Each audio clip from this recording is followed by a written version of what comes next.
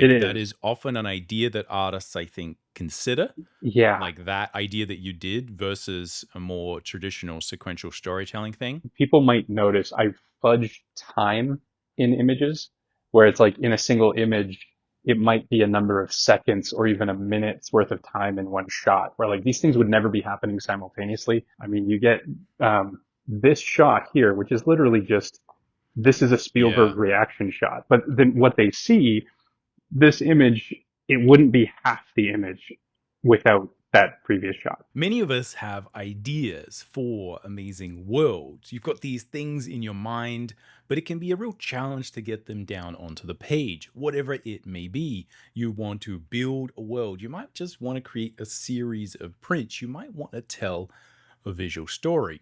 Either way, this requires a lot of different skills. We need to build our foundation, pillars of art theory, things like color theory, perspective, rendering, anatomy, and then you have to figure out how to marshal your energy and focus for an incredibly long amount of time to see it through, to see the ideas from your head turn into something real. Today I'm going to talk to Matt Rhodes, an artist who has done exactly that with his project Tellurion, and who is doing that again with a new project that we're going to talk about.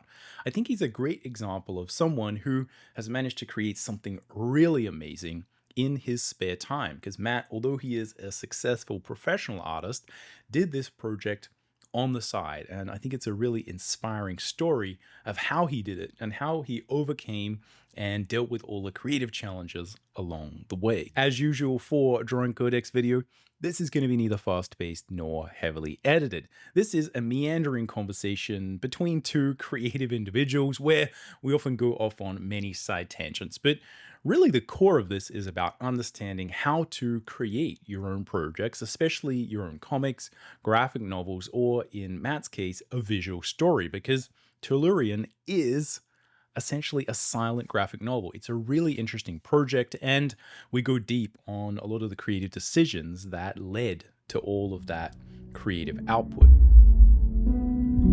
Alright, welcome to the Drawing Codex. My name is Tim McBurney. I've been a professional working artist for over 20 years, and on this channel, we're all about drawing cool stuff from our imagination, embracing the challenge of drawing, and mastering the craft of line and color illustration. Now, if you'd like to learn more about illustration and picture making, you can check out my free illustration mini workshop. It charts my journey going from an amateur to a professional, and I talk a lot about really important issues such as how to get more detail and polish in your work, how to plan your images, create thumbnails, and also a few thoughts on how to approach being a professional artist. As I said, it's free. The link will be in the description.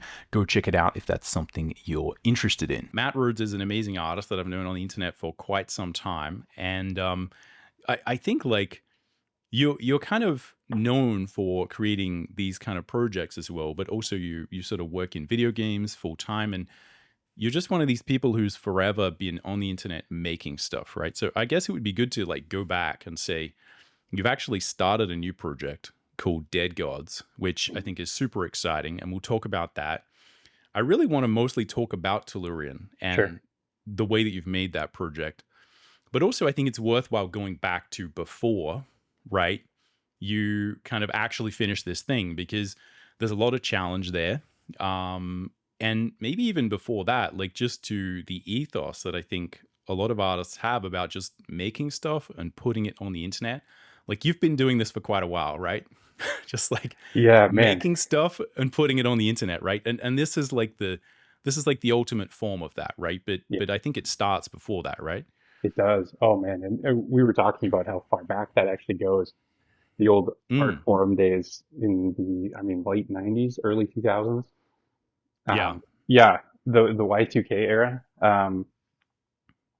Yeah, and I think that's part of it. Some of the artists that I've talked to from that time, it seems like there's something about particularly our generation that got almost like pathologically bound to the internet in a way, because it's just people, we just feel kind of compelled. The art's not done unless it's out there and people are responding to it. It's got to have it. And like that response that you get online is the end goal. It's like the final piece of the puzzle. And then you're, okay, now I've created the thing onto the next thing. So it's really just a different way of finding your audience, and Yeah. and like every artist throughout all of time, that's why you're doing it. It's communication. It's you're trying to make something that people respond to, and you get that reaction. Yeah. It's just this is That a that's 100% how I feel about it, right? And I wonder whether the way that people experience that is maybe was different before the internet, because I think you're probably in that same generation as me where like you kind of started developing your artistic self, like the DNA of who you are as an mhm, artist when the internet was like just starting, and you yeah could do that thing where like you maybe weren't around other artists who wanted to do what you did, and you maybe didn't know anyone. I mean, that was the case for me. I didn't know anyone who wanted to do this stuff, yeah. but like you could actually get on there, press click on your old clanky forum post and like Mhm. share stuff. And that for me became the addiction, right? Like that was Oh yeah. why I existed. You looked at, I mean, every artist in some form or another is looking for that community as well. It's one thing that when learning about art history back in art school, every cool artist that you liked, they were also usually part of some cabal of people who firmly believed that whatever they were making was going to change the world somehow, whatever. But like you find out that these artists that you like from different eras, they all knew each other. They all drank at the same bars, and they all went to the same parties, and they all like had fights, and so it's like it's kind of an accelerated form of that where it's like, yeah, you might be the one person in your town that is nerdy enough to not just like these movies or these cartoons or these games, but actually try to make that stuff. But then with the internet, obviously, for good or for ill, it connects you with other people that are interested in that as well.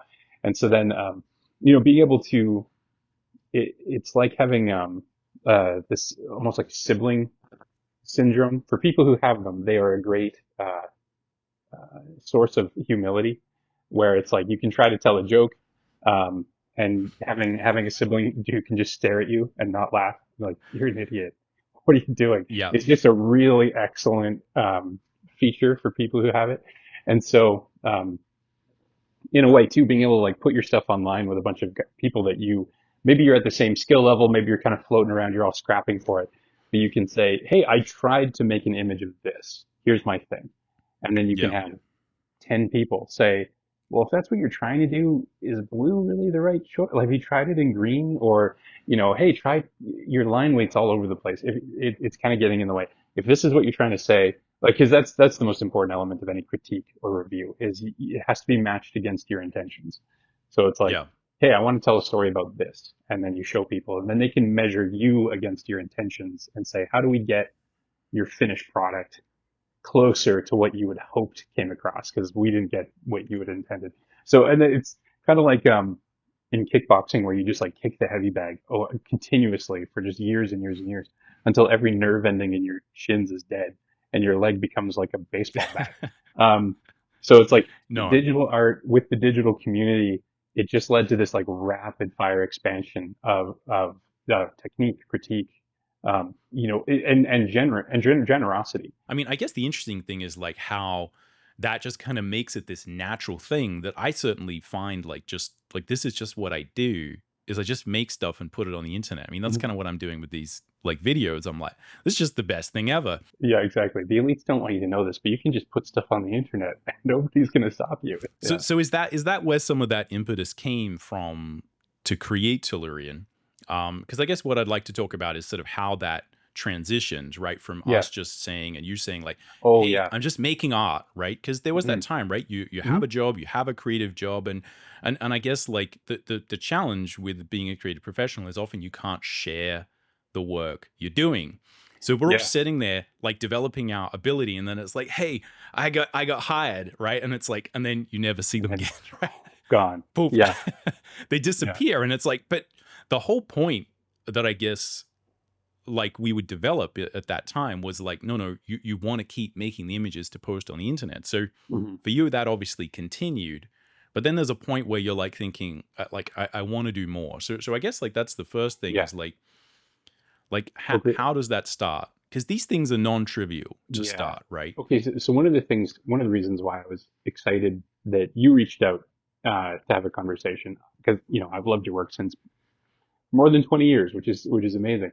Um, I like that. I've always had the sense that you and I are somehow two dogs chasing the same bone, um, because Hmm. it's just and I suspect, and I'll see if I get your live reaction on this. I can't remember if we talked about this before, but I suspect that a big part of it, um, it's like there's some people out there who are amazing at rendering. They can do beautiful painting, stuff that just has this amazing tactile quality.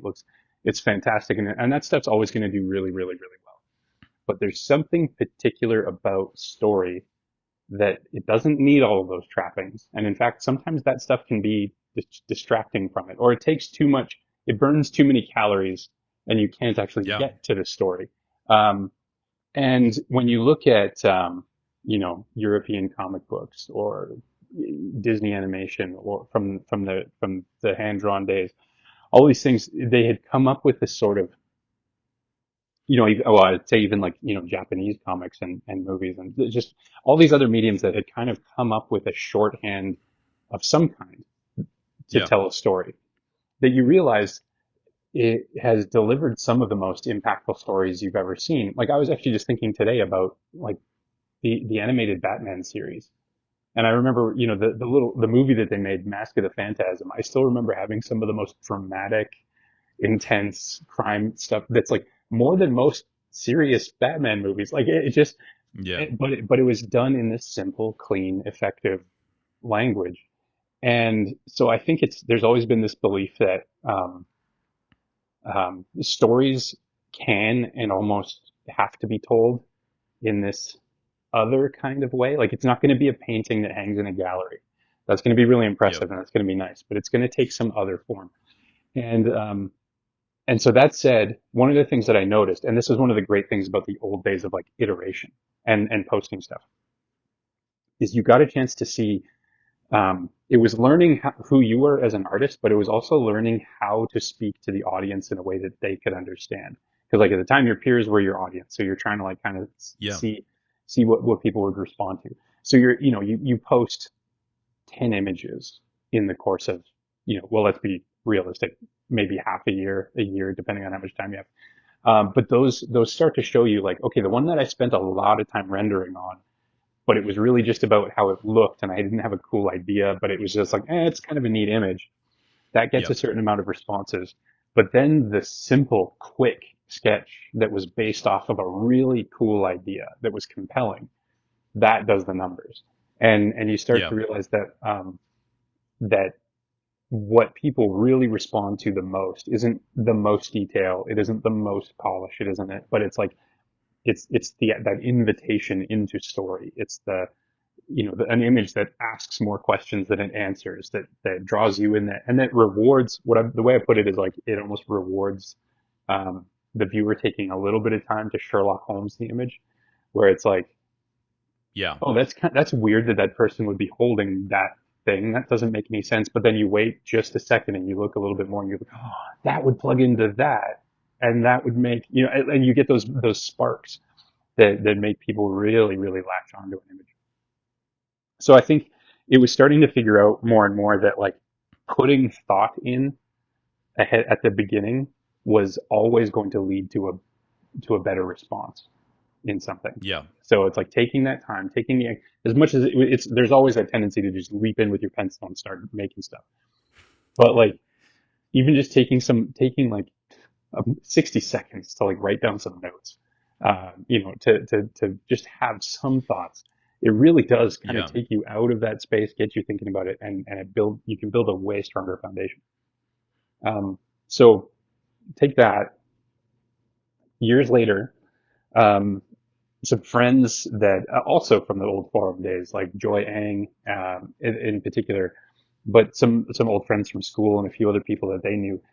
They created a project called the Anthology Project, which was just Yep. literally just a comic project. Um, and they asked if I wanted to do something. You could basically do whatever you wanted, however many pages. And so I made this 17-page comic called My Hero, and it based on based on a dumb thought about Mario. Um, the but the cool thing was it was this chance where I kind of suspected like, okay, I can take my time on one image, and I'm historically pretty impatient. So it's like after a few hours, once that I've gotten an image to the point where it's legible, I was typically done. Out you go. Okay, everyone gets it.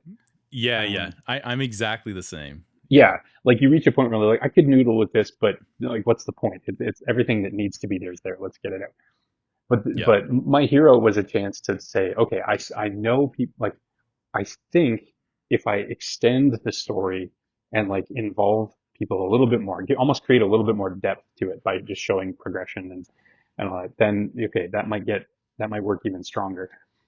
And so I did that. It was I had a blast with it. It was awesome to work on something like that. I look back at it now. It's very naive and and adorable, but it sparked something. And the idea with that was I'm gonna as much as it was I was starting to write. I was starting to write it, and I realized that like I am agonizing over the writing when I know what the story Yeah. is. And Right. so I made the intentional choice to just completely set aside the writing altogether and just tell the story with the images because I knew but with a few exceptions, like I had to find some ways around things, but it was like, I think I can do that. And the removal of that obstacle was like a major, advance in terms of being Yeah. able to do that because all of a sudden there's not this other skill that I haven't put any points into that I'm going to be constantly doubting myself over and tripping over and having to get, consult with. And like, no, I'm just going to Yeah. do the thing that I've already kind of like honed a little bit. And so, yeah, I think it worked pretty well. And it's completely like woke something up in me. I was like, as soon as I finished that, I'm like, okay. Yeah. This is like the first warning shot across the bow. I need to come back to this. Yeah. And so that was kind of like the beginning of the thought process behind what would eventually become Tellurion was like, I need to come back and do this big. Yeah. Like right. So at that point you kind of had that seed in your mind. This needs to happen, right? Like you need to take this further. Yeah, And I guess that's also like I think where a lot of people get stuck is like I'm pretty sure you're one of these people who's always been interested in story, right? Like yeah, reading fantasy books, like assessing characters and looking at movies and things probably from an analytical point of view.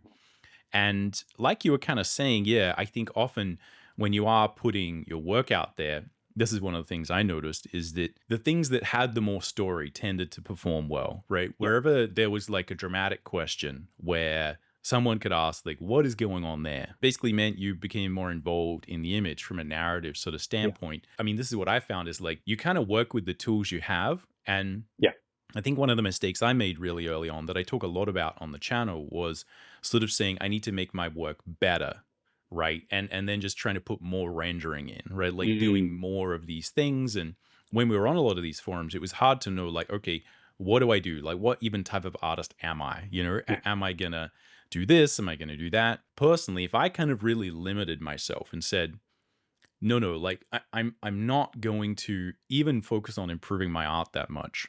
I'm just gonna try and make the image and the idea within the image more interesting. If I only had that lever to pull. If you're a hammer, everything's a nail. And yeah, I found like that idea really forced me to focus more on the stories, the narrative, the ideas.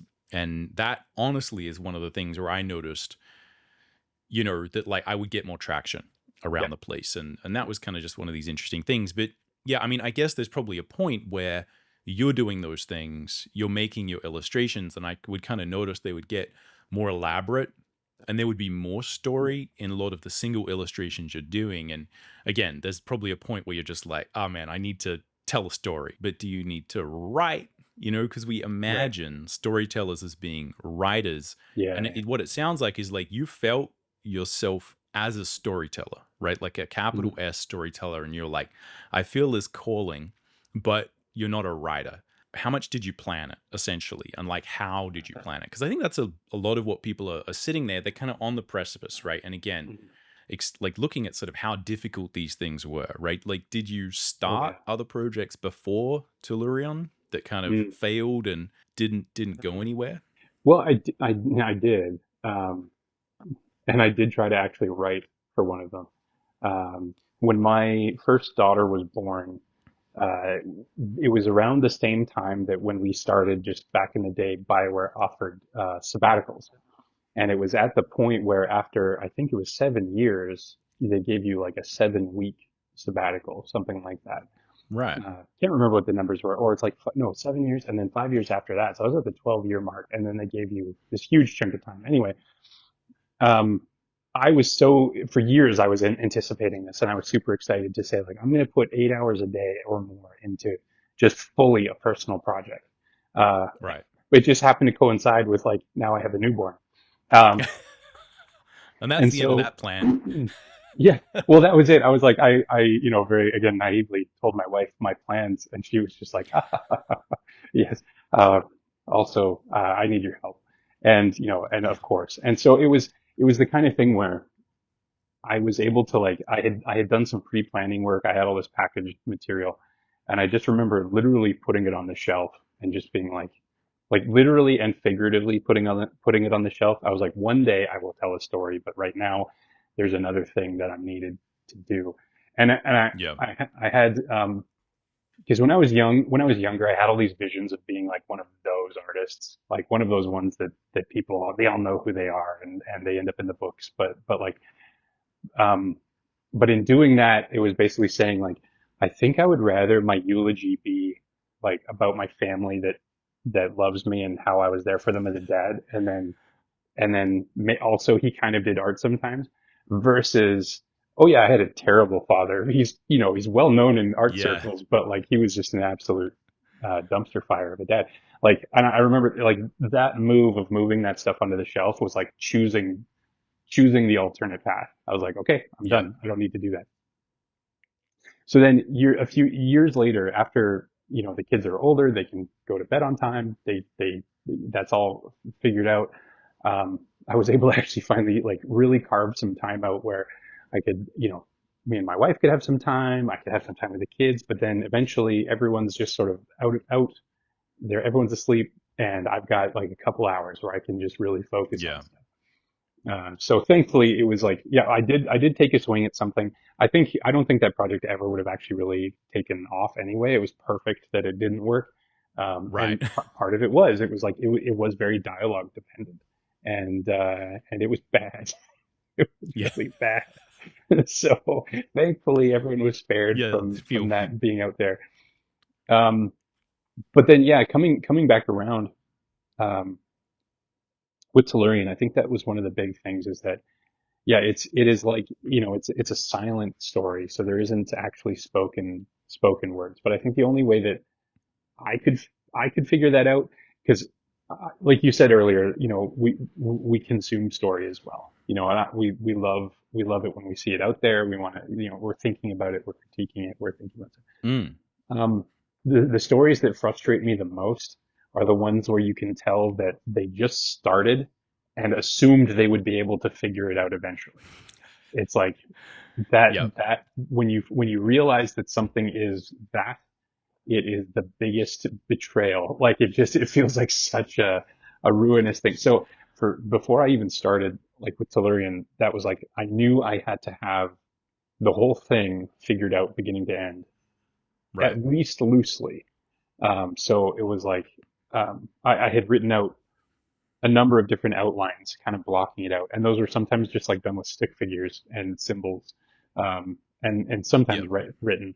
But just trying to kind of move all these pieces, I started putting the pieces in order until eventually it was like, that. Okay, actually that flows, and I understand where Yep. that's going, and then I could start, because it's like, to me, it's like your first image should have something like, to me, the dream is to have something where, like, the first image should mean more to you when you come back to it after you finish the story. Like, there should be Yeah.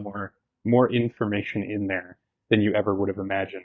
And you can only do Yep. that when you know where you're going. Like, you can't do that otherwise. It's impossible. Well, you can reverse engineer it and hammer, like, but it's always going to be awkward if you try to, like, fake it later. Yeah. Well, I mean, But what I would say is, like, as an idea there is, like, I feel like if you are a professional writer, like, there are writers who do that or do this to a certain degree. But it is like you're a real that is a real personality and you live or die by that sword. And like Stephen King, who famously kind of writes a little bit without a plan, Yeah. sometimes it works really well and sometimes it doesn't.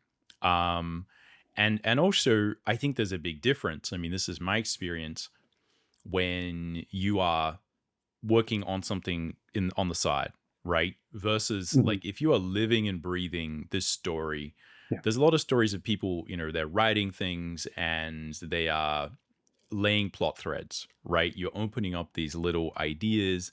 And what you notice when you kind of read back is like often there are those things in the beginning where you're like, oh my God, I can't believe that thing made it in there. Because that's like that connects to this thing. But you kind of also don't notice there's another five in the first Yeah. book that kind of Yeah. don't really go anywhere. So I Yeah. think there is an art to that for sure. But So I think you can probably do it a little easier if, and I technically almost skipped over this point because I think this is like more foundational. So maybe we'll go in reverse. Um, I think it's more foundational to have something meaningful you want to say. Like that's yep, so if like if you're just like I just want to make a story. Well, why? I like the story. yeah, Like I think that's going to just be a nightmare. Um, if you have stuff you're trying to say, something, some hard-earned lesson that you have, or something that yep, you think is important to leave behind that you think is worth passing, like it was passed on to you and you want to pass it on to somebody else. Having that thing or that collection of things, if you have that, then outlining a story is that much easier because you can say, okay, if I want to communicate this concept, yep, and I'll let for people who have read the story and people have asked, I'm not going to spoil things, but I will reveal one of them for this, which is um, like one of the threads that goes throughout Tellurion is the incredible effect that the role of a father can have on a young man.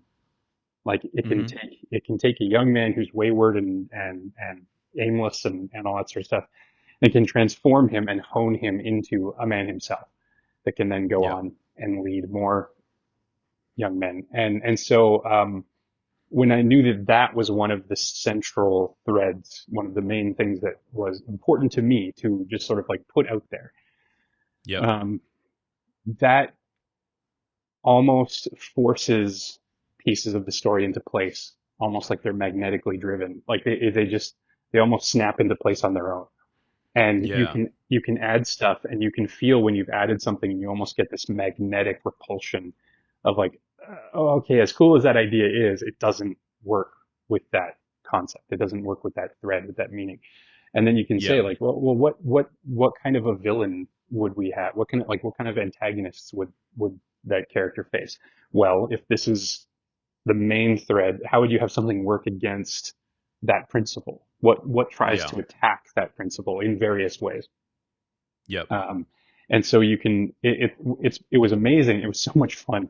And this is the joy of working on your own project, answerable to no one, is that like yeah, when you know intuitively what you're trying to do, then like designing characters, adding plot points, veering off course to try something and veer back, you can do that like it all yeah, falls into yeah. place so fast. It would It's a miracle. terrify people the degree to which you can meander or Yeah, make a snap decision that just you kind of know is right. You're like, oh, of course, we're yeah, just gonna go, and you're kind of just if you're in a car, you're just like hard yeah, left, hard right, and yeah, yeah, everyone's just be like, whoa, whoa, whoa, whoa, whoa, what's going on?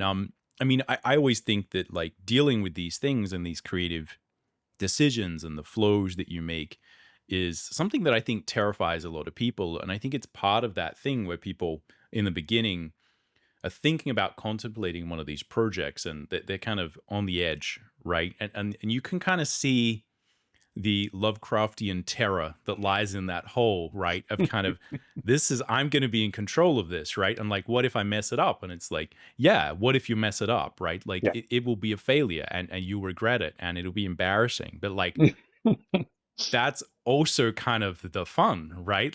yeah. Like dealing with that. So I mean, I guess one question that comes to mind is like what I hear is a lot of sort of dramatic theory about like opposing dramatic forces and stuff Mm. like that. Is this something that you kind of read about? Like, is this something that you have kind of like studied on an intellectual level, or are you just kind of saying those things based off your learned lived experience? Or like, where do these ideas come from? Because I'm like, yeah, exactly. Like that. There's a lot of Yeah. books that talk Uh, specifically about like, there probably are. I'm not. I'm just smart enough to read some books, but not smart enough to remember all the details of who I read and yeah, when yeah, and what. That stuff is interesting and it's really compelling. I will say, just child of the internet, I've probably listened to a lot more YouTube conversations than I have read books about that stuff. Um, yeah, right, I love watching critiques of stuff. I love watching critiques of stuff I've worked on. Or whatever it might happen to be, where people talk about, well, here's a good principle of storytelling. Don't do this, this, this, and this. It's like, okay, that makes sense. Or yeah, yeah, and seeing it with examples really helps. Um, yep, so it's really consuming a lot of that and just thinking about, okay, if I were to tell a story, those are some of the things I'd want to avoid, or those are the things I'd want to try. yeah, Like actually, so here's one example is of something this is just from stupid videos. There was a whole brilliant video, and now it's going to kill me that I can't actually remember who made this one, but it was about the Spielberg oneer, or no, it was not oneer. It was the Spielberg reaction shot. This is a totally so. right, It was about the idea that Spielberg did a particularly good job at like spending a good amount of screen time on a character's reaction before showing something. So that you as yeah, the audience were like fully primed to kind of feel rightly about what you were about to see. yep, Or, putting it after, however, whatever made the most sense in the moment. And I just remember thinking, like, having just that underlined, it's like, yeah, I've watched all these movies a million times, yeah, but having that underlined, it made me realize, and Tellurion honestly isn't even the best format to do this in, but there were a number of moments where I realized, as as much as I tried to make every shot contain a number of things, because it's like there was kind of an economy I was trying to work yeah. with, where like I want each image kind of has to Which I would it just say and interject and say is immensely challenging. it Like that is. is often an idea that artists, I think, consider, Yeah, like that idea that you did versus a more traditional sequential storytelling thing. But yeah. having multiple narrative elements occur And is I non-trivial. well, and I had to I people might notice I fudged time in images, where it's like in a single image it might be a number of seconds or even a minute's worth of time in one shot, where like these things would never be happening simultaneously, but because Yeah. they're shown, your brain kind of figures it out. But like there were a few times where the need for that reaction shot, or that anticipatory moment, was so important. Um, Actually, I think there's one in particular that there's this moment where this underground um, ruin is discovered, and it is this meant to be this kind of awe moment. And so, to reveal it in its order, I mean, you get this shot here, which is literally just, this is a Spielberg Yeah. reaction shot. This is like, okay, Yep. we've got two characters that are just in awe of something, and we don't know what Yep. it's going to be, but like that, but then what they see, this image, it wouldn't be half the image without that previous shot. And so Yeah. you just realize in this moment, like, I'm going to have to spend the currency of just like one One image whole is going to panel. have to be Yeah. devoted to this, and I can't really say anything else. Um, and Yeah. so, And so I, it's that's, interesting there again that both of their expressions are different, right? yeah, Which tells you a lot about yeah, like their personality, right? And it's like that. I mean, that is honestly, if I'm sort of to look at like the project, right? When you start looking at it like that, yeah. I think you've actually managed to do something that I like. I don't think a lot of people actually have done, right? And I think a lot often is people have these ideas, and then I think you can easily choke on all these things you're talking about. And I think often instead of like solving those problems, right? Again, veering left, veering right, and just being like, oh, how about Yeah. this? Is like, I think a lot of people would get sort of intimidated by a lot of those challenges. Because again, I think with any form, there's like advantages and disadvantages, right? Yeah. And I think just figuring out a lot of these concepts is super interesting. But I mean, I guess we could probably just say, and like, there's a certain amount of like freedom and degree to where you're just making this up, right? Hmm. And I often talk about this because when, like, for instance, and let me know what you think of this. This is one of these Hmm. thoughts I'm often trying to share is that often people put film on a pedestal, right? And they consider that like this is the ultimate art form. Sure. And we often get told to write stories like they are films. And I always kind of, if you listen to what a lot of sort of interesting people have said about comics, for instance, like Alan Moore, who wrote The Watchmen, and a lot of other kind of like seminal things, and really managed to kind of push the medium forward, I think. It kind of points out that like sequential storytelling, which again you're doing with Tellurion, even though there's no dialogue, Hmm. is kind of a mix of a book which has a linear structure, but what actually happens when people read books is they go back, right? So so what you find is like we often have this image of like we're doing film, right? And we have like timing, and you have the timing which is kind of based on this one thing, which is again why I'm telling you, I'm like that's really challenging because you Hmm. kind of have like a similar frame of time, and it does make it challenging to be like here's just a little quick reaction shot Yeah. that I want to put in here that kind of actually is not taking up that much time in someone's head, but you're having to Yeah. use a whole panel of it. But I think one of the things that sort of Alan Moore pointed out is that, yeah, it's not necessarily linear. So when he was writing The Watchmen, he kind of said like he would put stuff in there where you can either look at a page for an hour, for 5 seconds, and then you can flip back and be like, hey, hang on a minute, because there's hidden things in that story. And I Yeah. think we often get told to do stuff in film, and a huge amount of the filmic structure and the advice you get, and everyone talking about establishing shots and all that kind of stuff, that again some of it bleeds over like you're saying, but the major burden that they have in film is that it's linear, and it's not just linear but it's occurring at a pace that is set.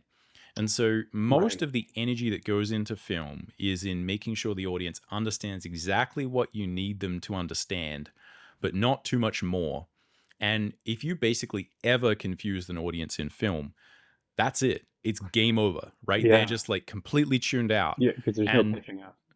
there's no catching up. Whereas with that shot, you could literally flip back and be like, well, she's got a different expression to him, right? And then you go back and, right?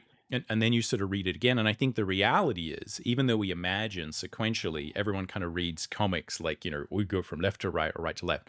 It's Hmm. complete nonsense. People bounce around and do all sorts of weird stuff. And Yeah. it does make the medium very unique and Hmm. interesting. And I think there's a lot of theories and ideas that I guess what I'd say to people who are like, "Oh, I'm not sure, like, what is the theory that I should use?" Or like, and I'm like, "Well, you can kind of just make it up, right? Yeah. Because, Yeah. like you're saying, you just have these instincts about the story and the time, and Hmm. I think that's one of the real sort of interesting things about the medium. It has a lot of advantages over film in terms of how you would express the information. So, Yeah. anyway, That's interesting. That's so. Yeah. No. I get it. That makes a lot of sense. That actually, I mean, reminds me of. So Tellurian, it's not. I'm thankful to have it in book form. It's great, but it was originally released, and this is kind of, I think, an important element of its creation. It was that's released true. sequentially. So I was Yep. creating it and releasing it as I went, which is just, it's terrifying. The weight of every new image that came out, it was like adding to that fear of like, I dare not stop this thing. Um, just because I know some of the stories that I've liked, that I've followed, that are like they're going and they're going and you're getting excited and then they disappear, and it's like that's almost as bad as people who who like don't know where their story's going. Anyway, Yeah, yeah. so that pressure was a good pressure, but it was also, it meant that like my absolute pace, and I would sometimes do more than this, but my absolute bare minimum pace was like one image a week, and Yeah.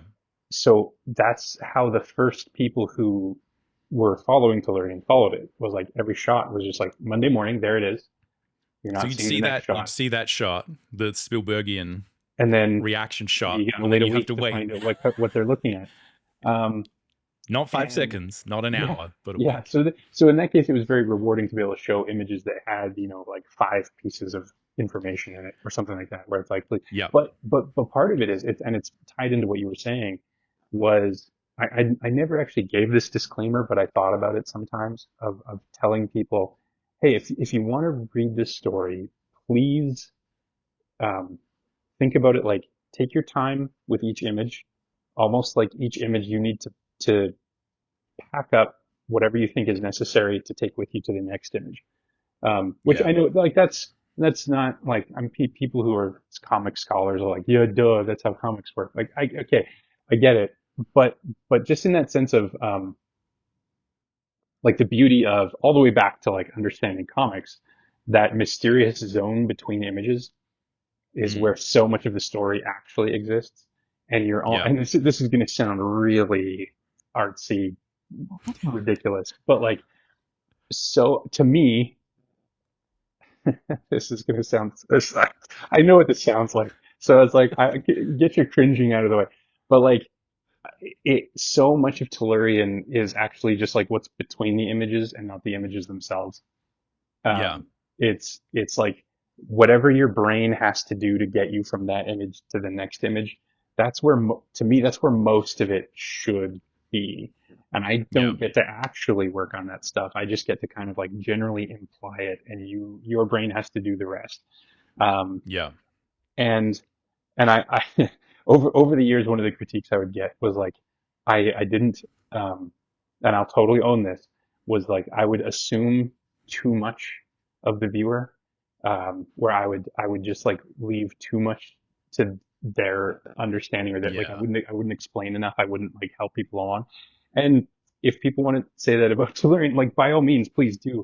But I think there's also something about like these are the stories that I personally like, where they are a little challenging. They do force you to make some leaps and Yeah. inference, like inferences, and like take a guess, and maybe you're wrong, but on the next pass, maybe it like you understand it a little better. You get it a little deeper. It's all part of the experiment of figuring out like, does this stuff work? Can you get away with this? Yeah. I don't Yeah. know. You got to try it. No, and I mean, yeah, and I mean that is, I guess, one of the pleasures of doing this while you are gainfully employed, and you can mess around. And I think that's interesting that it Absolutely. kind of leads to a project that like has a real high level of craft, but is very experimental, right? Mhm. And I mean, I remember you posted. I remember seeing some Instagram post or something where you were saying that like you were going back and watching or playing like Mist and Mhm. Ribbon, right? And those things. And Yeah. there is a bit of design aesthetic that's kind of similar there, but Mhm. also of that thing where like this is requiring something from you and you kind of have to think about it. And I think with Tellurian, like for me, when I see it, is that there is like a cryptic nature to it where you are kind of figuring out, like, because it is, there's no words, is like, what is going on here? Mhm. And I mean, I think it's like a really interesting project because it is something that would work cross culturally potentially, Yeah. because there's no language barrier, and it would be really interesting to see again, like what different people would think. The whole point of it is right. There is like a Yeah. mist kind of style That. thing where you're just like, Yeah. that's what's kind of fun about it. To that point, I haven't had really deep conversations about this with people, but I have seen some of the analytics, and one of the things about Tellurian that is cool is that people who follow it come from all over.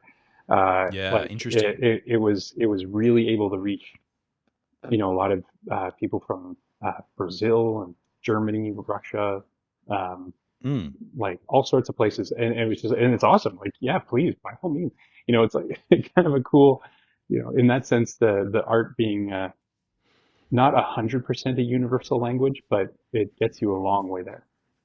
Yeah, absolutely. I think we could probably just talk about like the old days of the internet and the the Yeah, the various yeah. little nuances of like comic storytelling. And to me it's like super interesting again because I feel like I am a little bit similar where I've read a lot of books about writing and how to do this, but what I kind of find is so important in general is that you kind of find an artistic process that really works for you. And that's Mhm. something I'm always trying to tell people is like your specific artistic process is going to be unique to you.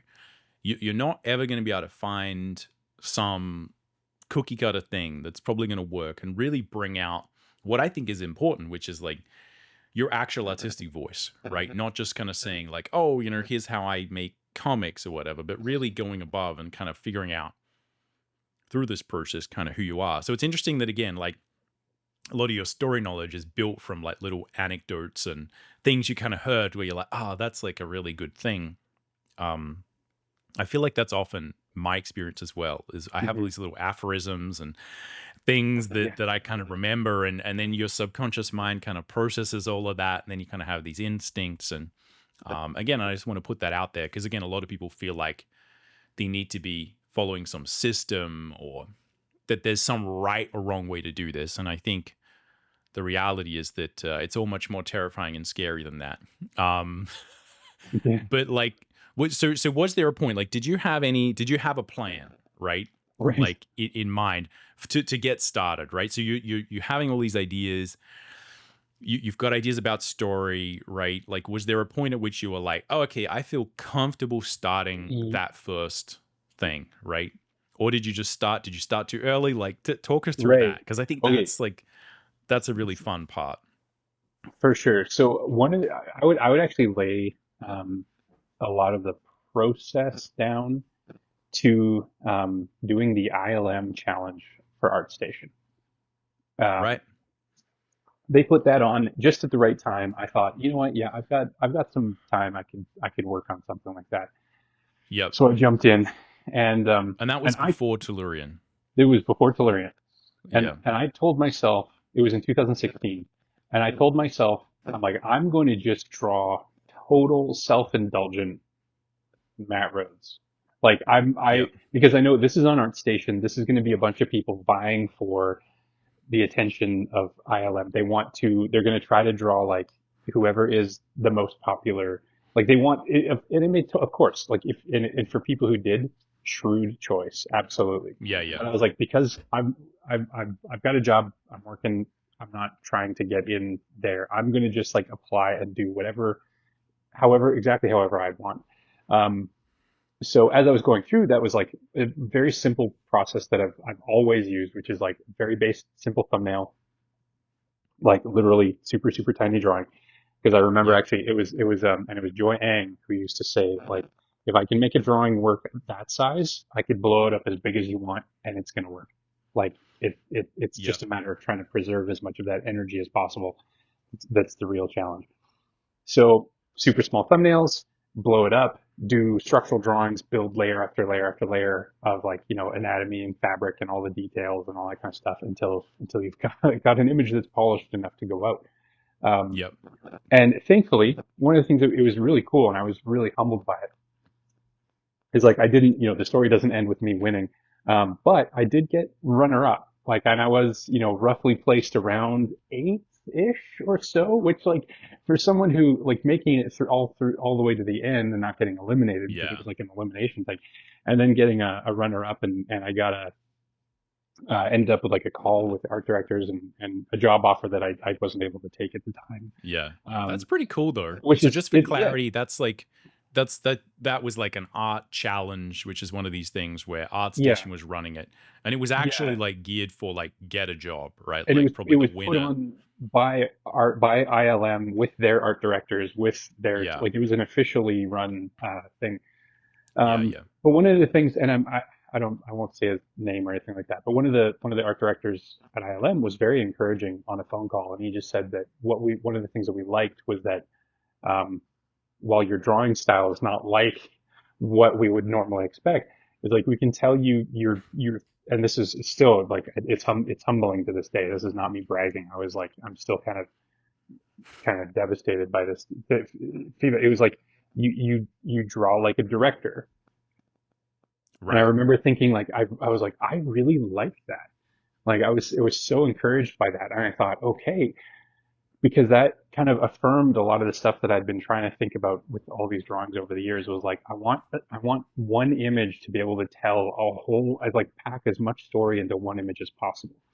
And in Yep. order to do that, you have to think about action, lighting, visual effects, like all of these details brought together to make sure that that story is delivered.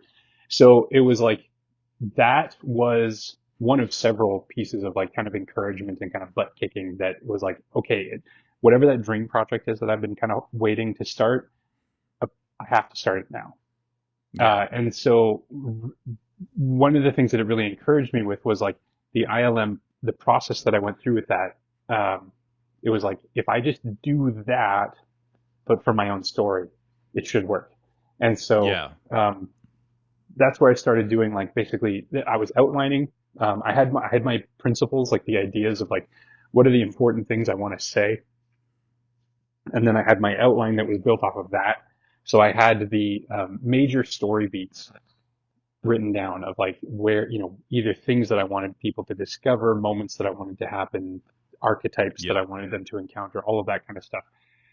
And then from there, it was just literally, I would carry around sketchbooks with me, and everywhere I would go, I'd be listening to music and just thumbnailing storyboards. And like at that stage, you can try something, scrub it, try something, scrub it, try Yeah. something, scrub it. And like I pulled this out. This is like one section of actually here, let me just see it a little bit better. But like Nice. Yep. these sorts of pages where it's like, but that idea of effectively, and I'll just to point it out. I mean, I've taken some little notes here. I don't know if you can see that, but like the one where it's like training, Yep. and then uh, scared in a village, and like it just had these moments. And what I could do then was like Yeah. each one of those is like a 5 minute doodle most at tops. But then I can see how they flow. I can read through them, see if it works, and then I can say like, yeah, this one doesn't really that doesn't really help. I'll remove that one. I'll try a new one, and then like I just have like, I mean, most of these, there's probably like maybe let's see, Tellurion. Yeah, I mean, it's probably like 15 of these that are just like filled with Right. thumbnails.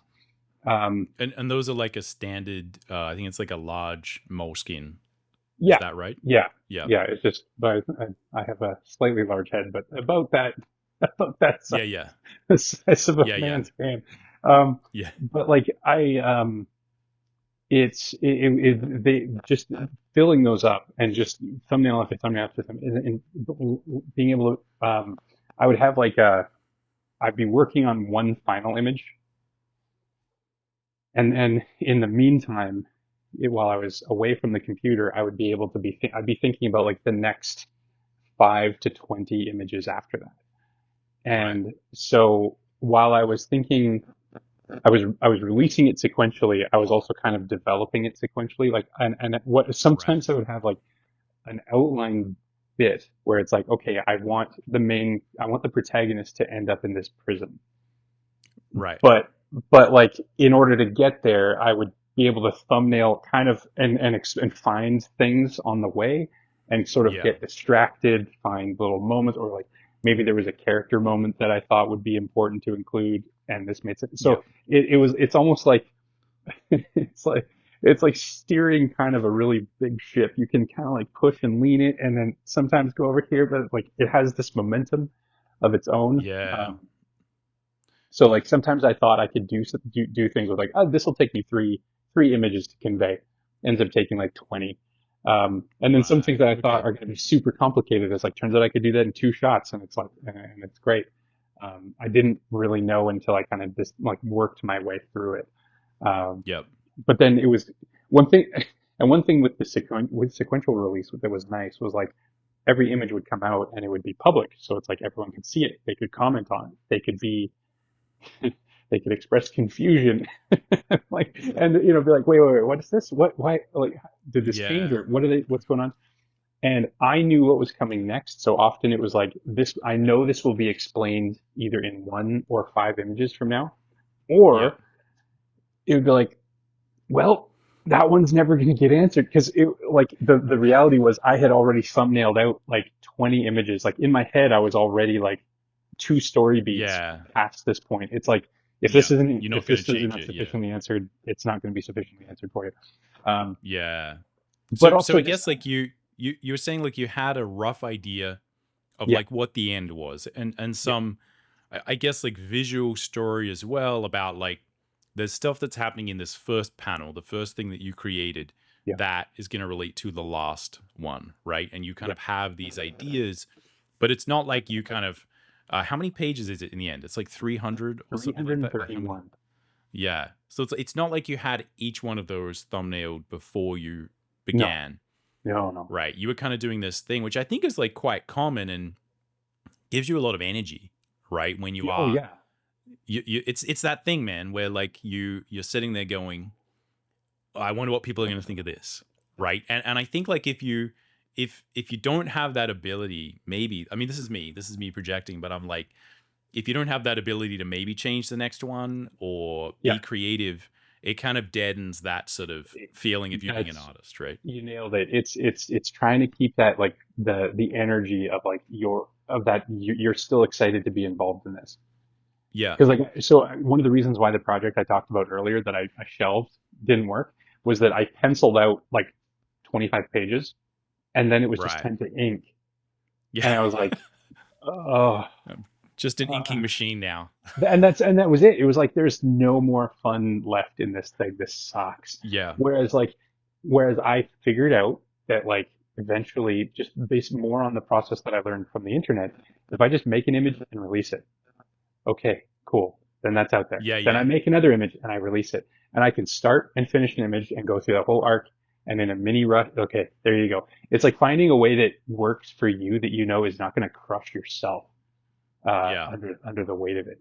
And then being Yeah, able to yeah. say like, okay, cool, like I can still get excited about what's next, but not so far because like I don't need to know Yeah. really what's 20 images beyond this point because even Yeah. still that's probably going to change as things develop. And I'll find a way to like pluck what's in that Yeah. image and put it into another one, and we'll shorten the loop a little bit.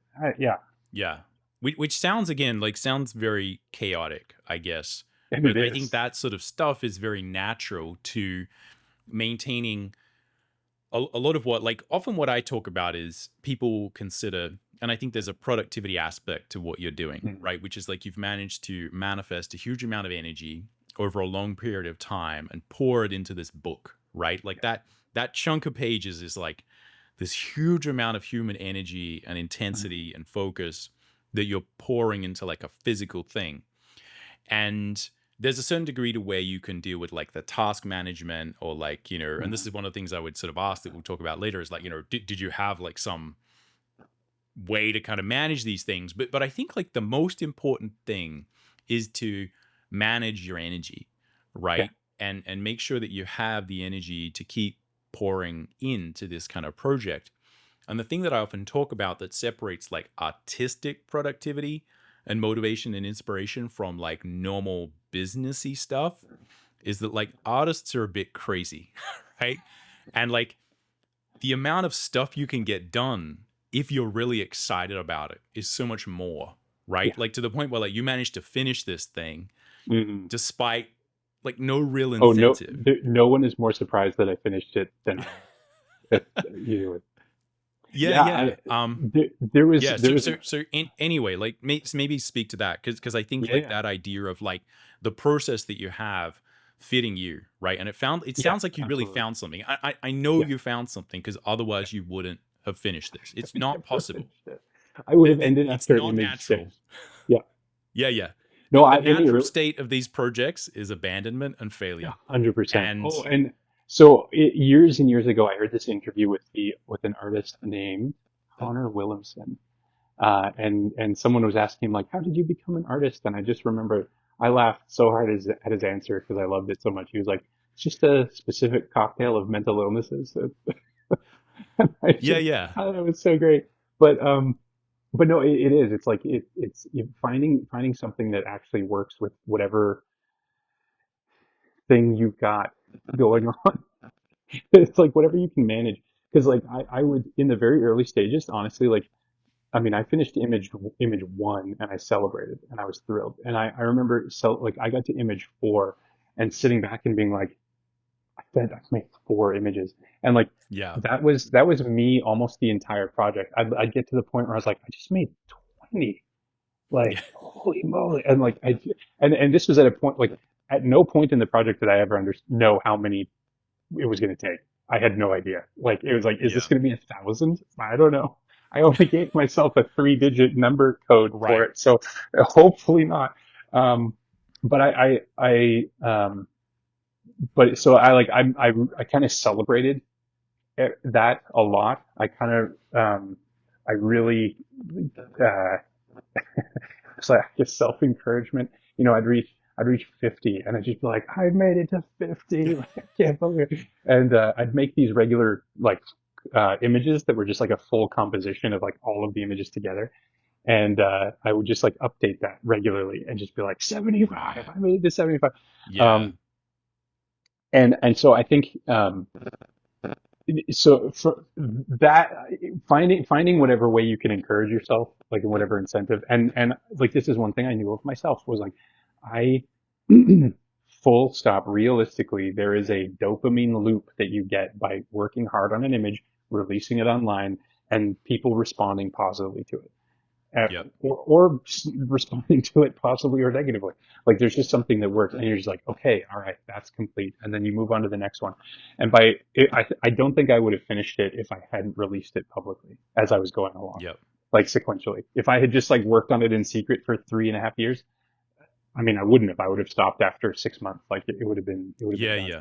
Yeah. But Which is that interesting as well, because it's important to remember that, like, again, people may sort of look at your career and be like, oh, you would have obviously been getting heaps of feedback, right? And I think it's when people start these projects and they don't have a big following, it's really tough, right? Like that yeah. initial, what you're not getting that feedback. So Oh yeah. you had like friends, right? Like again, I'm like, oh, what's Matt doing, right? And I'm like, Hmm. click like, right? You have Yeah. people but I mean, my understanding is you went from about like sort of 5,000 Instagram followers to like sort of 70 Yeah. by the time it was kind of done. So this process, it wasn't just like you feeding your amazing existing audience, right? Like Yeah. this was Yeah. something where you sort of built an audience and took your online presence to a completely different Yeah. level through this, right? Which again, Yeah. like just that's just worth mentioning as well. But yeah, anyway, so It keep it talking was about that idea of the yeah. Well, dopamine loop.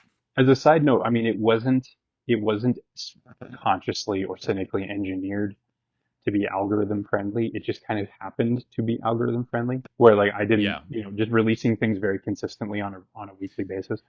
It yeah, just yeah, happened to work really well with what the delivery mechanism is trying to promote these days. Like it just, hey, it worked. Um, and then also I was releasing a lot of the process things too, where it's like here's the finished image, but then also here's some sketches for how it came together, which people yeah. typically tend to enjoy. That is worth mentioning. Is like if you're after a masterclass in how to create these types of illustrations, you can just look at so much of the process that you share about just the step by step, right? You can really see Yeah. clearly the stages that you sort of Well, take to do it. So I'd and recommend anyone check out your art well, station. yeah, and a part of it too is like wanting just I like when I see it in other artists, and I still I've said before that like if everyone just understood my thumbnail images, I wouldn't make anything else. Like I would just stop at that. Like good, cool, we all get it. But it's Yeah, like they yeah, require those extra steps to make sure that the average person understands what I'm trying to say. So to me, the thumbnail almost has a value in and of itself that I like it to be shown off and to show like, yeah, hey, here's the goofy little doodle um, that was critical to getting to this stage. Um, but yeah, so I think in terms of that like weekly release, I told myself like my bare minimum I have to get one image out a week, yep, which was a pretty soft rule. Like that was actually pretty doable. The way like I lead a very simple life, all told. Like I work, I spend time with my family, but there's not really like that's, and then I work on art stuff. It's yep, super simple. Um, and I was able to, depending on like maybe there's events or people have you over for dinner or you're helping out with something at church or whatever. But like it's so it was I was able to get a few hours a night, a few nights a week, yep, and that ended up being enough. And I think people say this about going to the gym and other things. Like oftentimes it can be so overwhelming to think like, oh no, I've got to do this whole thing. And there were a lot of nights where like I was ready to just, I was lying down, I was chill, I was ready to just like relax, but it's like, nope, it's time to go. And I would actually literally like just slide myself to the edge of the bed and just slump off, and like landing on the floor was enough to kind of wake me up and get me like, okay, no, go down, sit at your computer. It's like you don't have to Get do in the anything. saddle. You don't actually even need to draw anything. There's no obligation. But what you need to do is just go sit in at your desk. It's like, okay, I can sit at my desk. Okay, so like there's so many inner battles. Like there's like this inner version, inner me that's just like, okay, no, you just go sit at Yeah. your desk.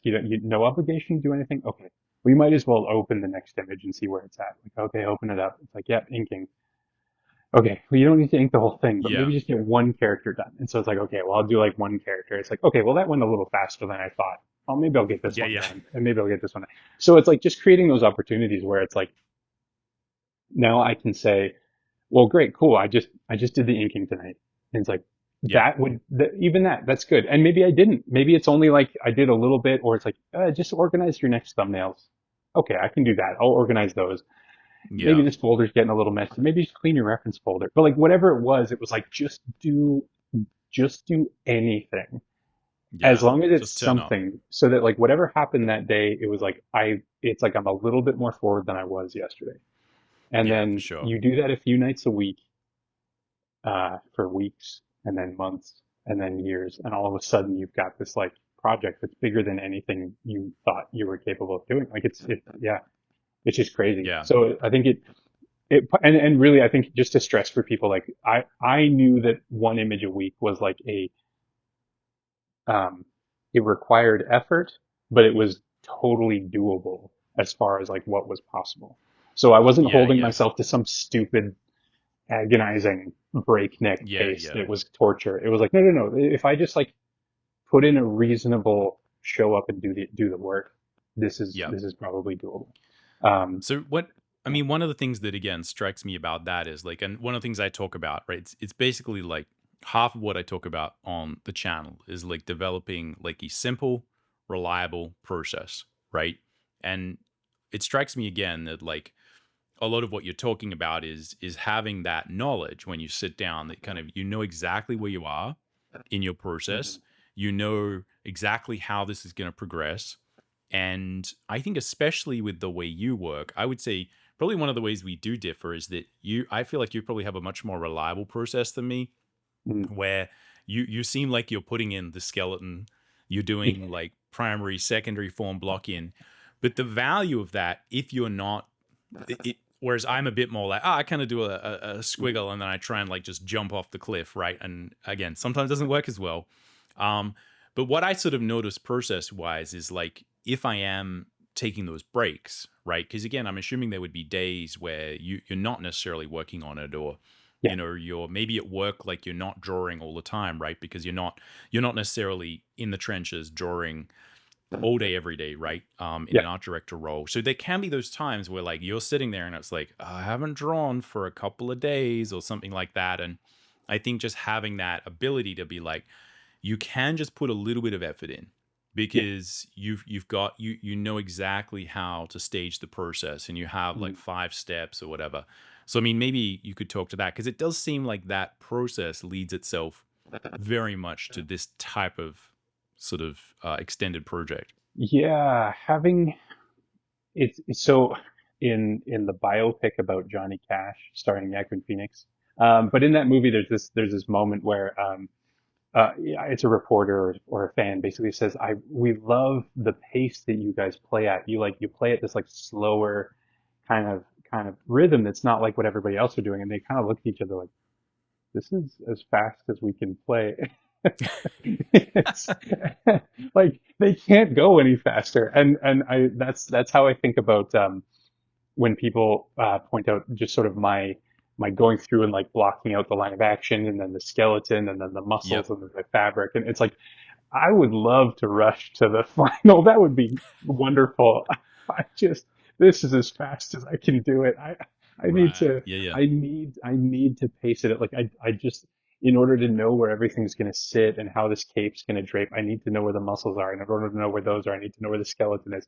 In order to know where that is, I need to know where the line of action is. And like it's like to me, it's just I'm not smart enough to do the Kim Jong Il or like Yeah, the yeah. massive black just like it was just print like a printer. You just like Yeah, there's a start at the perfect top drawing. left and Yeah, just go. I'm I'm not that good. So I need to go through and just like do the due diligence every time of like here's where the skull is, here's how it connects to the spine, and then like so. Yep. But I find it's kind of like yeah, if your thumbnail tells the story, then all of that stuff really is just it's execution. Yep. It's necessary. There's a lot of fun in it. There's discovery in it. One of the great joys that I have when making an image is that there's kind of what you think the image is going to be, and then there's what the necessities of the image turn it into. At Yep. least in this way, where it's like I'm not, it's like because of just the anatomy is different than you thought it was going to be, so it requires this pose instead of this pose because that's not possible, or this composition, and Yeah. it's like so you kind of get just as surprised by the final, and that keeps it kind of fresh, which is great. Um, but yeah, just going through and just like it was a very consistent process of like thumbnail to like figure out, okay, what kind of anatomy do we need here? Or if it's like, if it was going to be reoccurring architecture, I'd build like a really quick 3D model, and just like be able to, place that and figure out camera angles and just, Yeah, yeah. but just stacking the next layer on top of the next layer on top of the next layer until it was like, okay, that should communicate enough about the feeling and the atmosphere and the tone and just, yeah, narratively nothing's too distracting. So Yeah. yeah.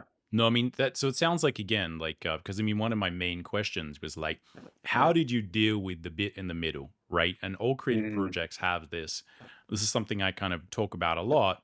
Is you're going to have this point in the middle of your creative project where like you all the energy you had setting out to sail is gone, yeah. but you can't see the light at the end of the tunnel. And it sounds like again you had some really good strategies that I would say are actually things that like if you did read books on like Mm, productivity or how to sort of hack your inspiration or motivation, I feel like a lot of the skills we build as artists are actually well suited to that. So I mean, yeah. I Yeah. feel like you've probably kind of like answered a lot of those questions of how you managed to get through the middle, Mm, right? Which is just one foot in front of the other. yeah. It wasn't easy. It's not like you were just like, I'm the amazing Matt Rhodes. I just kind of sit down and I have my life completely organized and I just No. every No. it's like it's Well, more artistic than that. I also left. It's like I hid my own Easter eggs in a way, or I incentivized myself with the outline. So like Right. there were one of the things that was really fun is that for me a big process is just sitting there and just listening to music and just picturing possible like ways. You just watch the movie over and over again in your head, and until Right. it's like you feel like honed it. Um, and so one of the things that I would do is sometimes just like listen to music and think about future stuff that was still well outside my grasp, and just think like Right. that moment is going to be so fun to get to. Like that moment is going to be cool too. I can't wait to do that. And so like, and I mean, so one of the most painful was one of the most painful sequences to create was the prison sequence, was the trapped in prison, because it felt like like in order to create, you kind of have to embody and become what this is. So Yeah, like for yeah. weeks I was in that prison with those You were boys, like trapped. yeah, and yeah, it was brutal. It was You like were in the prison. Yeah. yeah, and while I knew I was still, maybe like 10 images away from the prison break, it was just that anticipation of it was enough to keep me going. So like knowing that like, oh, Yep. it's going to be so nice to get out. And when I get out, I get to do this moment. So even just like incentivizing yourself with those future things that you're like, oh, Yeah. but if you stay in the prison, it's going to be so much better when you get out. Like, don't rush it. You need to stay here for a little while because then that Yeah, moment yeah. that's going to be better.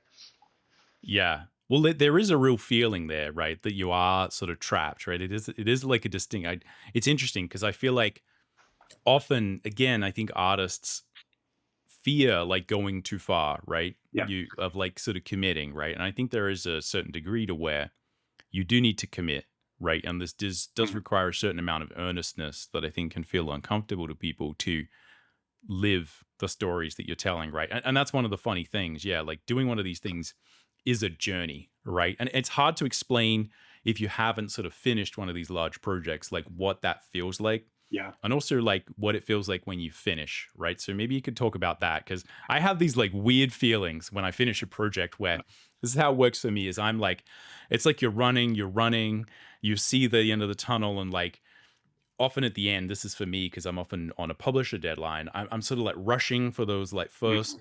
the last few panels, and I'm like drawing, and I'm like, oh, and then I'm like, oh, I think I'm gonna make it.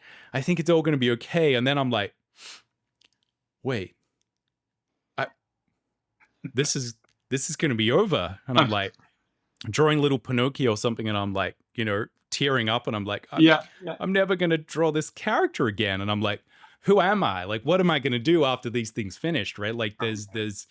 it's such an emotional journey. So I don't know whether that sort of tracks for you, but maybe you could just share Oh, like what yeah. it's like to kind of I mean, finish that. wrapping up Tellurian in particular was a wild journey because so like I said, for me, the outline, or not the outline, but the thumbnails are such, to me, those are like the heart of creating the thing.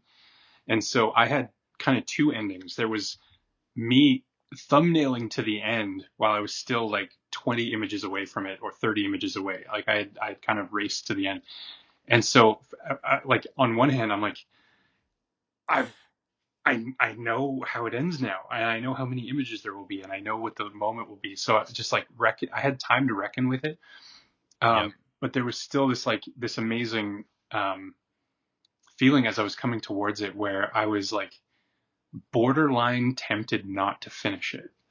Like, just maybe, what if I just don't post this last image? But it was like the compulsion, like the process just sort of took over, and I was like going through it, and I remember just like saving it and just looking at it and like saving it again and saving it again, because it was just like, is it really like, that's the last that's the last save on it. Like, there's no, Yep. is it, and going back and just being like, is there anything I need to clean up? Well, not really, no. Like, but just, it made me think of, there's footage from The Lord of the Rings where Peter Jackson was filming Frodo's last scene, and it was the last shot ever Yeah. on that movie. Like, and they knew it. This was the last one, and he just kept saying like, "Okay, run it again," and they'd do the scene, and then, "Okay, run it again," and everyone's starting to be like, "We got it." Like, I know we got it, but you can tell he just couldn't. He couldn't say Yeah. the last shot yet, and so yeah. Oh man, massively emotional kind of thing. And I remember finishing it and just going and standing outside and just looking, just staring at the sky and looking at stuff and being like, who, like, because it had been like 3 years and 3 months, something like that. It was like a long time, and I just remember thinking, there's that moment where you're kind of like, who am I? What am I like? Yeah. If this is done, who am Because who am I? it's so much of your mental load. Like what you're saying is you're kind of constantly Yeah, imagining scenes, yeah, you're adjusting it. And I mean, it's one of the pleasures of doing one of these things is you get to and it's quite relaxing because you're not worried about other projects or other things or what am I going to do. You're kind of mhm, really living this thing. But yeah, yeah, no, that's sort of cool to hear. And so it seems like again, you sort of finished this and you did finish it like quite a while ago. Like yeah. when was that sort of finished Uh, image? Actually, kind of roughly around when the COVID lockdowns hit. Uh, Right. so You're like like, I'm 20. free from this thing. And then Yeah, yeah, yeah, yeah. So I'm done. Oh no. Yeah, which is kind of why it took a while to get it published, because it was kind of like there was other stuff to think about. yeah, yeah. So it was like, no one's interested in looking at a book right now, or even thinking about books, and I wasn't. But eventually, it was like, okay, all right, we're stabilized. Let's take a look at this process. Yeah. And so it seems like again, you've sort of started to reassess maybe again, like how you are sort of appearing and turning up online now Yeah. where you have this book now and you kind of have like a cool newsletter. If anyone hasn't signed up for Matt's newsletter, he often Mm, sends like updates and stuff like that about different stuff you're working on. So I've kind of like seen you through the newsletter kind of wrestling with like what you're going to do next, yeah. right? And again, Good way this of is putting also it. interesting. because I guess it also feels like maybe once you've done this, you figured it, right? It's like tick. Yeah. I'm just going to do another one. It's going to be perfect, Yeah. and it's like maybe that's not the case, right? So it sounded like from what you were sharing on your newsletter that you had like a couple of ideas, Hmm. right, and that you settled on this new one, right? Yeah. Um, and yeah, so maybe like tell us about that process and like Sure. what the new project is. And you've got some really cool stuff where I think like Matt is now you're sort of rededicating yourself to that, sharing that experience with people, right? Yeah. And sharing more stuff on sort of YouTube, and you've made sort of a Patreon, Hmm. and done a few things like that. So again, like what went into that whole thing, right? To make this new project, do it in the way you're Yeah. thinking of doing it. Well, I mean, part of it is just that thing of leaning into the kind of stuff you like to do, and that Yeah. kind of stuff. So, um, like one thing about Tellurion is that it was a visual story and it was an experiment in like, can visuals carry the story? And so I wanted to part of not it doesn't just not have words in it. I speak about it very little. Um, like I people there's someone who once begged like, how much money do I have to pay you for you to just tell me the entire story of Tellurion? Imagine, pretend I'm commissioning you. Like, can I give you $1,000 to just tell me the story of Tellurion? And I was just like, I'm sorry, I can't do it, because that would be like basically letting all the air out of the balloon. Yeah, Um, yeah. but one of the things that I felt that didn't let me do that I thought would be kind of fun is saying like, why does anything look the way it does? Because it's all intentional. And Yep. hopefully by reading the story you can make inferences about it, and it's like it was all intentional, and I hope everyone eventually picks up on all the little all the thoughts behind everything. But I just have to trust that that's like, if they Yeah, do, yeah, then yeah. so be it.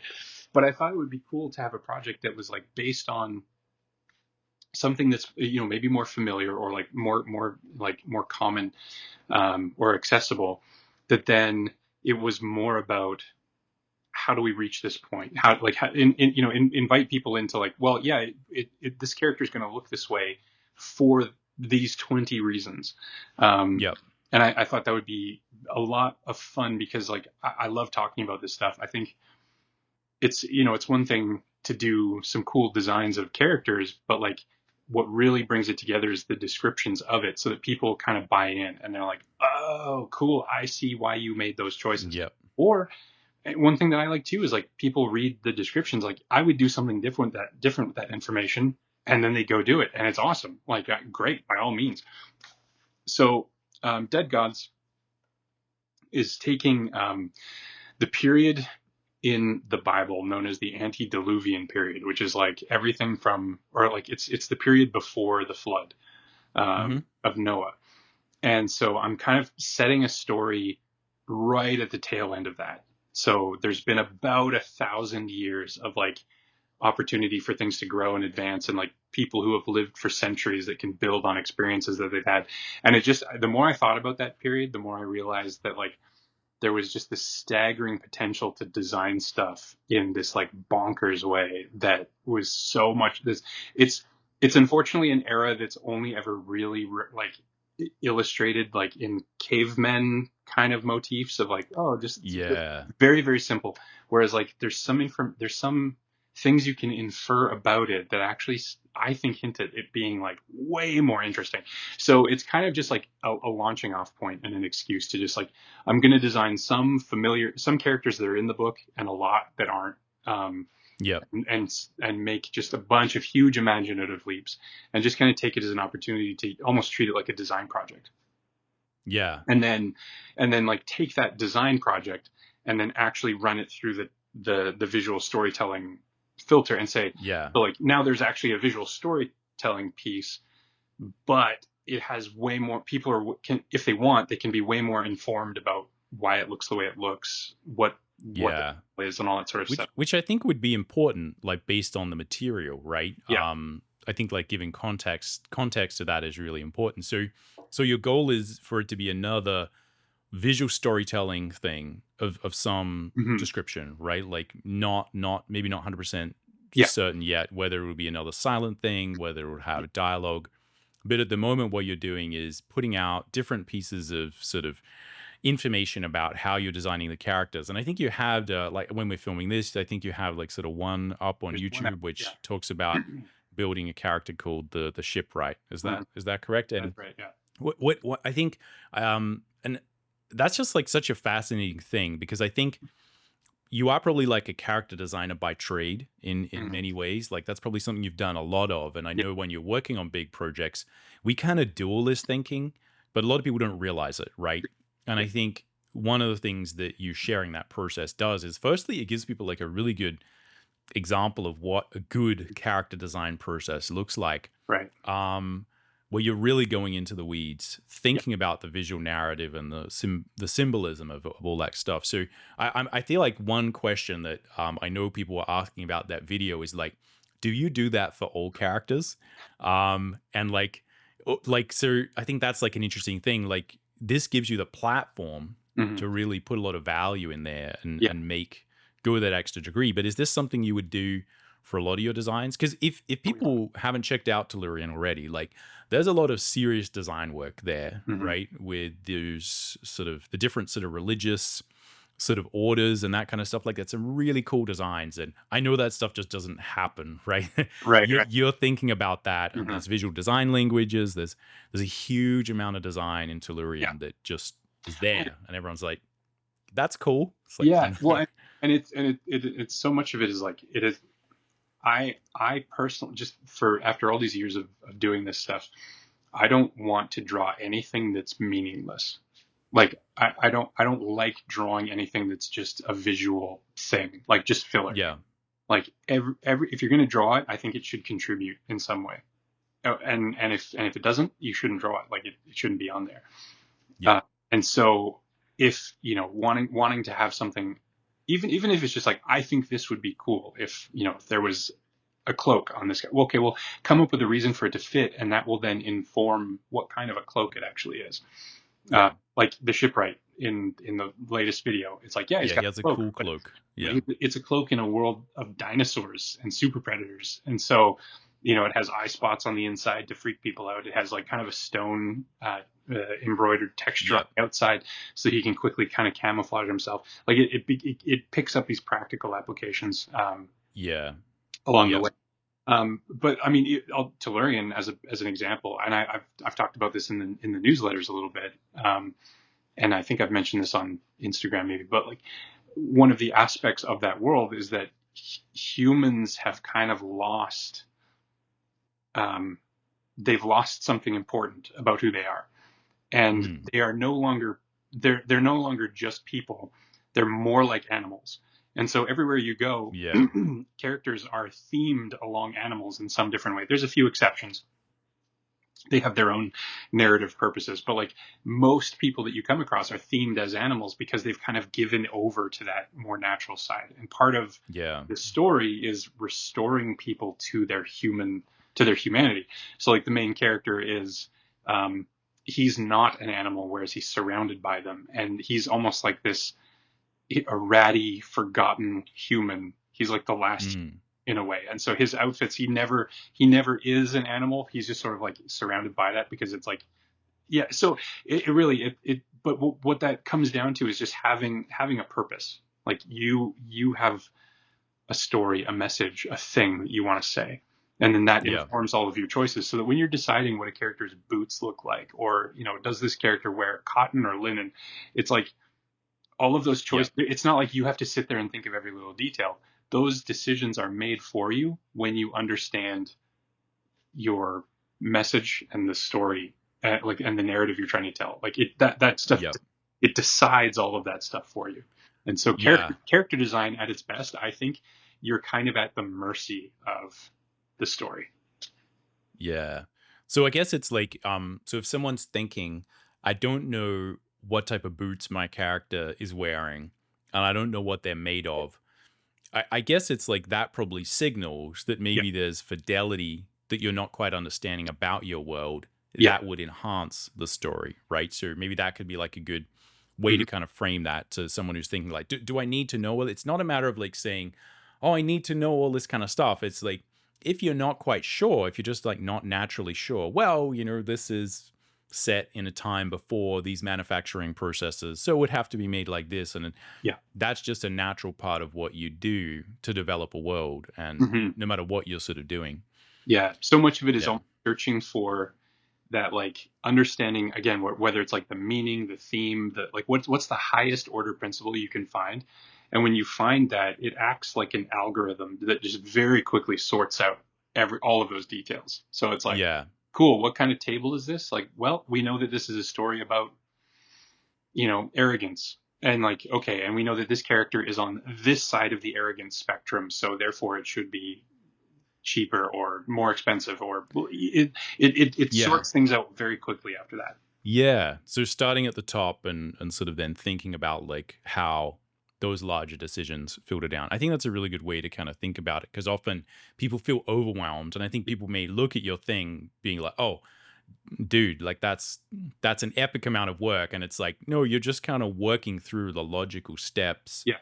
and trying to, again, you were talking about optimizing, so having principles where you're just like, this thing should look as interesting as it possibly could within these sort of criteria and stuff like that. Yeah. So no, I mean, that sounds really cool. And again, I think it's like a project that I'm really keen to see where it goes. And I think whenever I see you do those character design things, I'm always like, I need to do that more.